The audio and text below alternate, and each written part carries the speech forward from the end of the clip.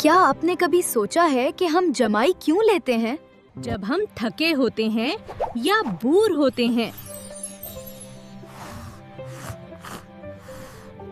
जब तो हमारा दिमाग ज्यादा ऑक्सीजन मांगता है। इस वक्त जिस्म एक गहरी सांस लेता है जिसे हम जमाई कहते हैं। इसीलिए जब एक शख्स जमाई लेता है